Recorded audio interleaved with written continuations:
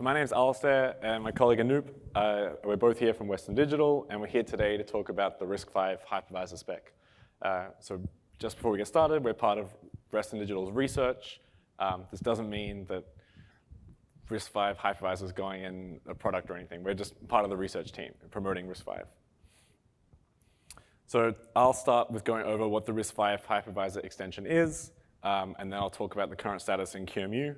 And then Anup will take over to talk about XVisor, which is a hypervisor, and KVM, which is another hypervisor. And we'll have some time left for questions. So the extension. So the RISC-V hypervisor extension is designed to support bare metal and hosted hypervisors. So it's currently in a draft state. So for anyone not familiar with the RISC-V spec status, a draft state means it's subject to change, it's not ratified, it's not frozen, we're not making any guarantees. So the 0.4 version was released on the 16th of June, and the 0.5 version, which is currently the latest release, was released on the 30th of October. So Western Digital, we ported QEMU, XVisor, and KVM based on the 0.3. We've updated that to the 0.4, and we've updated that now to the 0.5. So we've kind of been following the specs as we go along and contributing details and information back to them. So this is what it looks like, or what the ISA looks like with the hypervisor extension. So I can't point to it, but on the bottom you have the firmware, so in the machine mode, and that doesn't change, that it can't be virtualized. So you run OpenSPI there like you normally would. And then on top of that you have your HS mode, where you run your hypervisor. So if you wanted to, and you could run an unmodified operating system like you normally would, and it doesn't need to understand the hypervisor extension. So if your hardware has the hypervisor extension, but you're not interested in using it, you can just run your standard Linux kernel or whatever you want now. You don't need to understand the hypervisor extension just to run. But you do need to then support it if you want to run a hypervisor. So you have your HS, which is not virtualized, and then your U mode, which is your hypervisor user space, or your host user space. And then on top of that, you have the virtualized world. So this is the VS and the VU mode. So you have a virtualized user space and a virtualized supervisor space. So it kind of partitions S and U modes instead of adding another layer. So like I just said, and you get these extra CSRs. So we have these S CSRs, which act like all the S CSRs normally do, and they're exposed to the hypervisor. Then we have these new H CSRs, and I'll go through them on the next slide. But they basically control things that the hypervisor needs to control. So the second stage page table, delegating exceptions to guests, things like that, hypervisor type of activities. And now we have these new VS CSRs. So VS CSRs, the hypervisor can read and write. And when the hypervisor swaps, or when the hardware swaps from not virtualized to virtualized, so when you go from your hypervisor to your guest, the hardware will automatically alias the S CSRs to the VS CSRs. So whenever your guest reads or writes an SCSR, it actually accesses a VS CSR in the background. So this allows the hypervisor to read and write, like save and restore the VS CSRs from the guests. And it means that the guests don't have to be modified. They can run unmodified and do everything as they normally would without knowing they're being virtualized. So this kind of gives an overview of those CSRs. So we have the HCSRs on your left-hand side. So they're kind of similar to your normal SCSRs. So your status, for example, interrupt and exception delegation, time control, counters, trap values, and things like that. And then the VS CSRs on the right-hand side are the ones that are copied or swapped across when you change between virtualized and non-virtualized. So this is handled by the hardware, or in the case of QEMU will handle this for you. So on top of that, we have a two-stage MMU. Hypervisors are kind of useless without a two-stage MMU. So the first stage is what the guest is in.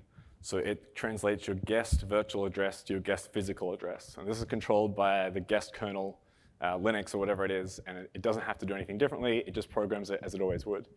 Your second stage then is controlled by the hypervisor, and it controls your guest physical address to your host physical address. And this is what your hypervisor has to understand and program for different guests. So it kind of basically just replays the same page table Walker twice. That it's not like a brand new design. You can reuse a lot of the implementations. There's a few differences, subtle differences.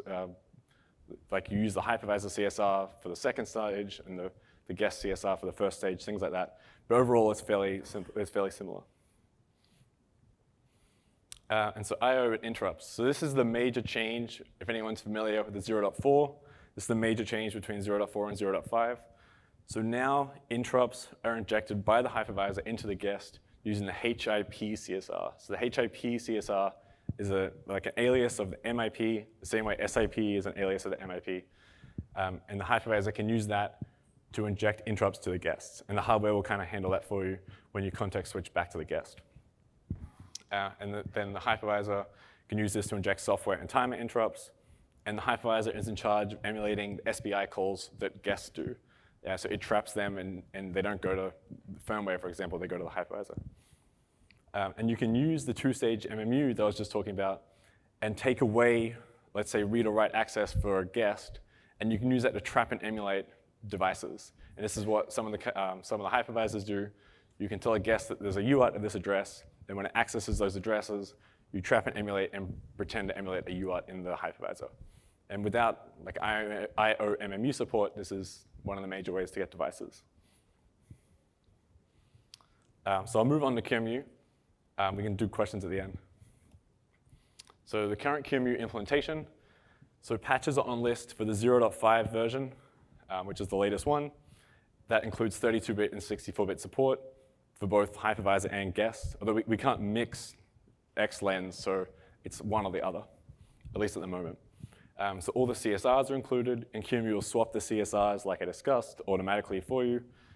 Interrupts are correctly handled from the HIP register or down to the guests. Floating point is correctly disabled, and we have a two-stage MMU, and I'm pretty sure it doesn't have any bugs. So the hypervisor extension is disabled by default. You can enable it with the X-H option. So the X- is just QEMU's standard way of saying this is experimental. The hypervisor extension is a draft, so we're just letting you know it could change. Don't kind of be set that this is going to always be the same. And then you can turn it off, on and off like all other RISC-V extensions. So there's a link on the slide for where you can get the code from GitHub, or you can find the patches on the mailing list. And we're hoping to get this merged into the next release of QEMU, but that kind of depends on how the review process goes. So future stuff, we want to upstream what we currently have. That's one of the major things. Then update QEMU's TLB caching. So QEMU currently, at the first sign of needing to do anything with TLBs, we just flush everything, just to be sure, which isn't really a huge issue. It's a little bit of a performance impact, and it will hide guest bugs. So we want to try and make that a little more restrictive. And then update the specs as the new ones come out. Add support for nested virtualization. That's something that's not working. We're not there yet. And 32-bit Linux guests don't fully work, so we want to get that going too. And so now I'll hand it over to Anup to talk about Xvisor and KVM.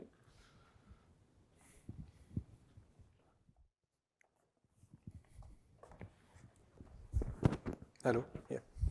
Hey everyone, I'm Anup. I'll be talking about Xvisor and KVM RISC-V. So as part of the hypervisor efforts in Western Digital, we ported 2 hypervisors. And the idea was to prove the completeness of the RISC-V H extension so that enough confidence is there on the H extension that it's suitable for most of the hypervisors. So the first one was Xvisor RISC-V that we went for. It's a project that I maintain in my hobby time. So Xvisor RISC-V is nothing but the RISC-V port of Xvisor. So what is Xvisor? To a brief introduction about it. So Xvisor stands for Extensible Versatile Hypervisor. It's a GPLv2 monolithic type 1 hypervisor, and it's a community-driven project, and it's been around for more than 9 years now. And it supports a variety of architectures like ARM v5, v6, v7, v7, v8, then even Intel 64-bit. Yeah, that's still work in progress, not much there. And then RISC-V is another port which is work in progress. So Xvisor was primarily designed and developed for embedded virtualization, considering very resource-constrained systems with fewer CPUs or maybe even less RAM. And the first academic paper or kind of a peer-reviewed paper was in 2015. It was titled Embedded Hypervisor XYZ Comparative Analysis, where in this paper we actually showcased how we can do much better with a monolithic hypervisor as compared to KVM and Zen. So this is a brief software stack of how it looks in XYZ in general, and then this is shown in more context of RISC-V, showing the different privilege levels and what components are running in what privilege level. So over here, like the constant is the firmware, which is OpenSPI, running in M mode, and the hypervisor itself, shown in the red thing, is a complete monolithic layer having all the components in one layer, unlike KVM or Zen. So in fact, there is provision to run drivers as well in XYZ. That's a choice for the users or people who deploy the systems. You can actually also do a pass-through of devices to the VMs and even run drivers inside the VMs. There is no restriction on that. But then, since this is a monolithic design and just designed for doing only virtualization, we can actually have a full virtualization solution just within like few hundred KBs. So right now for RISC-V, the XYZ binary for the 64-bit RISC-V is just close to 1 MB or even less, capable enough to boot multiple Linux instances. And at runtime, it just takes like few 30 or 22 MB of RAM memory. The black components shown in the Linux kernel are the Vertio front ends or the Vertio drivers. So as such, there is no changes required for XYZ in Linux. We just reuse most of the Linux drivers, Vertio drivers. So the initial RISC-V port was done like more than a year back, but at that time there was no QEMU and all those things. We were just able to boot XYZ to prompt, and that's about it. So we had some groundwork already done, and when we started working with 0.3 draft of H extension, we just had to add the virtualization part of it, or creating and virtualizing the CPUs.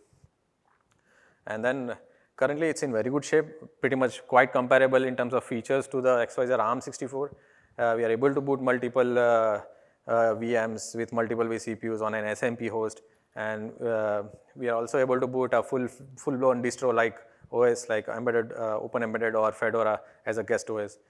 And so we are supposed to release the next version of XYZ having this feature complete RISC-V like a month back, but we were deferring it, just we wanted to go with the latest draft of RISC-V H extension. So, and by December end, we'll be definitely having a new release for XYZ.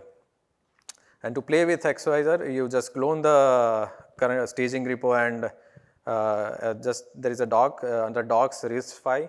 There is a text readme RISC-V void QEMU. You just blindly follow the steps. You should be able to boot a BPM. And the QEMU is same. We have pushed all the QEMU emulation patches at the mentioned link. And to join the development activities, we have a Google group, which is xyzdevel@googlegroups.com. And for the pending items, yeah, we need to get the 32-bit port as well working. There's no development activity much required. We just need to get it working on the QEMU. And then we need to move, so right now XYZ provides 0.1 SBI interface to the guest or VM. Then we need to move on and provide SBI 0.2 and the other replacement extensions. And we are also planning on to add few SBI extensions for per hour time accounting and things like that. So we are also planning to move and the guest time access in XYZ and use the unprivileged RISC-V unprivileged load store support here. And then loadable module support in XYZ is not working for RISC-V port. It's working for ARM and ARM64. So we will get that thing working as well. And then vector extension is also in very good shape. So when that lands in QEMU, we'll also virtualize that. And then libvirt support is not there for XYZ. We need to add that. And yeah, the specs allows running 32-bit guest on 64-bit guest, but yeah, we need first QEMU support to do for that. Similarly, even big Indian guest is possible on little Indian guest or vice versa, but that is still not done in QEMU. So once that is available in QEMU, we'll do that as well. So moving forward to KVM RISC-V, this is another hypervisor that we ported for RISC-V H extension. So it's like a type 2 hypervisor. So XYZ was type 1. So most of us know that it's a type 2. It converts Linux kernel into an hypervisor. It's like a module to Linux kernel. And these are like high level block diagram of how KVM RISC-V looks, or KVM in general looks like. shown more in context of RISC-V. So the kernel part of the KVM just virtualize the CPU, memory, and the interrupts. Most of the I/O virtualization or software emulation and the VM creation and destruction management, everything happens in the user space. So user space, we have two choices right now. The most commonly used choices are QEMU and KVM tool. So QEMU is the one which is used everywhere in production cases, like in public clouds and everywhere. But KVM tool is more like a development tool. So we have first ported KVM tool, which was easier for us, and we are still working on the QEMU. So we are adding KVM acceleration to the QEMU for RISC-V, which is still in work in progress. KVM tool patches will be out soon. It's ready. So the key aspects of what have we achieved so far in KVM RISC-V is that we have pretty much reused most of the existing work done across architectures in RISC-V. We have not added any new ABI or ioctl for RISC-V. The world switch for KVM RISC-V is minimal possible. And the full save restore is only done with the load and put interface, which is quite lazy, which helps us reduce further overhead. Then the FP save restore is also lazy because the architecture allows us to do a lazy save restore. Then we have one raise interface for accessing the vCPU state from the user space. Then we have timer and IPI emulations in kernel space using the SBI calls. So right now we are emulating SBI 0.2 in KVM RISC-V. Eventually, even this will move to 0.2. And then we have PLIC emulation done in user space. So we really right now don't see any motivation to do PLIC emulation in kernel, but let's see in future we might go other way. So PLIC emulation is done in user space in KVM tool right now. And then we have huge space support as well. This is also working. And then, like I mentioned, we have SBI 0.1 for guest. And all the unhandled SBI calls are forwarded to user space. So if user space can emulate SBI calls as well if they want. So the current state. So most of the patches were out in July 29th. And they got reviewed very fast and agged by the KVM core maintainers. By V6, everything was reviewed and agged. So currently we are at V9, so I had sent out like V9 in October. And then we are expecting to send a V10 with the 0.5 hypervisor extension, H extension support, and some other improvements. So the KVM patches are on hold because the RISC-V maintainers have taken a policy to not merge any new extension until they are in frozen state. So that's why they are on hold right now. And because of that, since the KVM RISC-V patches are not merged in kernel, we are not able to merge the KVM tool and QEMU patches as well. But yeah, we hope that the H extension of RISC-V will be frozen soon, and we'll be able to merge and upstream everything. So as far as reviews and everything goes, everything is in place. So we are using this time to add more features to our patches. And the other links shown over here. So the first link is the official maintenance repo that we will be using for KVM RISC-V activities. So if you want to watch this repo, you can watch and monitor it. And then we also have a mailing list for KVM RISC-V activities because it's not just the kernel support. We'll be having QEMU support, KVM tool support, libvirt support, and a lot of things. So all KVM related pieces can be related patches can be found on this KVM RISC-V mailing list that we plan to use in future. And then lastly, we have a wiki for the KVM RISC-V efforts. So the link mentioned over here has like detailed steps, how you can go ahead and replicate the whole, try out, play around with the KVM RISC-V at your end.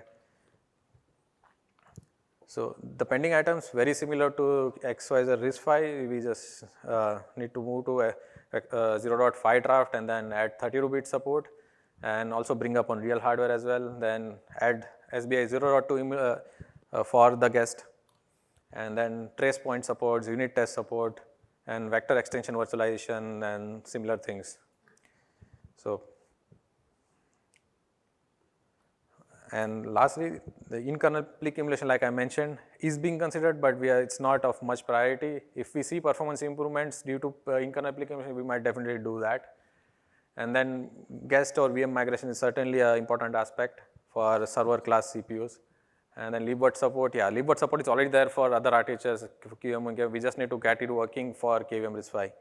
And then allow 32-bit guest on 64-bit guest and allow big Indian guest on little Indian and vice versa. Same things like what we have for Hypervisor RISC-V to-do list. So I think that's it. Do you have questions for us? We can take and yeah. If I want to download the spec without joining the mailing list, where do I go? So the spec is like a Git repo right now. You can clone and build it yourself anytime. So this is H extension is in the draft stage, so you will have to build right now yourself. So the spec is on GitHub. You just clone and there is a build directory. Go to build direct and just make. It will build the privilege spec in having the H extension as 0.5 draft right now. You can do it anytime. Yeah. Yes, so far we have not done any performance measurement because this is all like on QEMU and it does not make sense to do much performance. But once we see any FPGA or real hardware, definitely we'll start looking all both hypervisors from performance aspect as well and do the improvements as well. Yeah. Yeah, I mean, I think a lot of companies are in the process or planning this to do it like maybe next year or I don't know.